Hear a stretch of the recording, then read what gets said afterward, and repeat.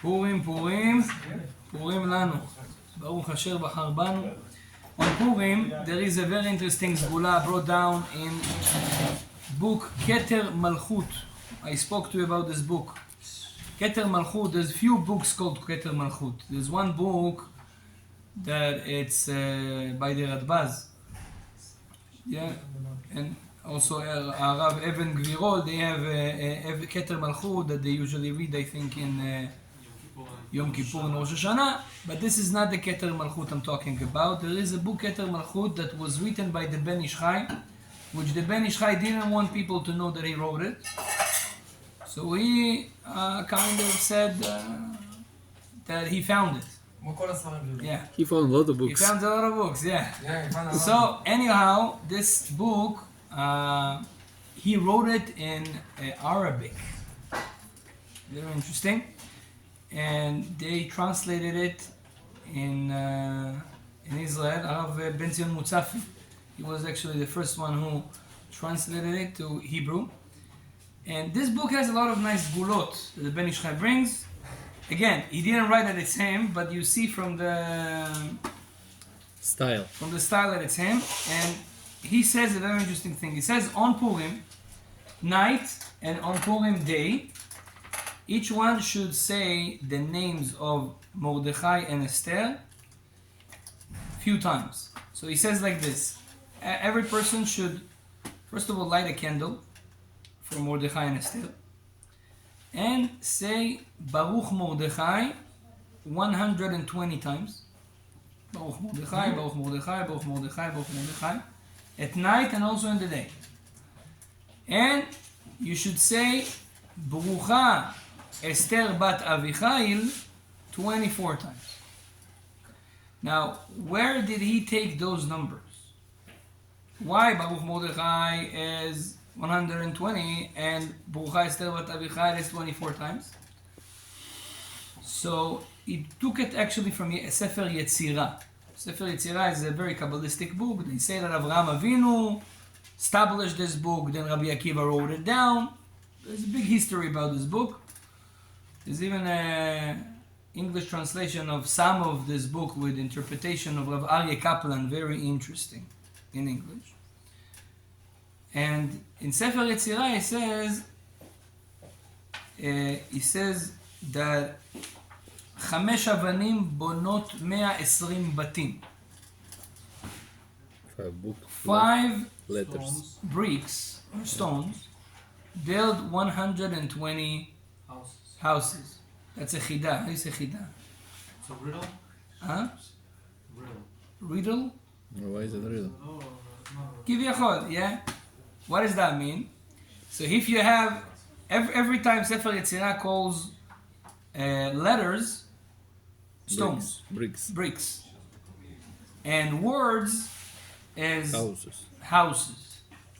So he says 5 bricks build 120 houses. It means that if you have a certain word that is built from 5 letters, the amount of combinations that you can do with 5 letters is 120 words. This is for Mordechai. So that's why you say Baruch Mordechai. Mordechai has 5 letters. Mem Reish Mem Reish Dalet Chaf Yud. 5. So 120. Esther has only 4. So 4 bricks build 24 combinations, houses. So that's why we say Berucha Esther bat Avihail 24 times. Okay? 24? Now, why do we need to say their names? Because, as I told you before also, on Purim, the souls of Mordechai and Esther shine. Their soul is a certain level in the upper world. It's called Yesod de Abba and Yesod de Ima. The Yesod of Sfirat Chokhmah and the Yesod of Sfirat Binah, it's Mordechai and Esther. And they shine, this energy comes to the world in Purim. If you would say their names this amount of time, it's kind of bringing it bringing this light, bringing this shefa of their souls. You connect with that. You connect with this light more. That's why it's good to say and light a candle for the neshamot of Mordechai and Esther as well. So this is nice segula to do on Purim. This is one thing. Another thing that it's good to do on Purim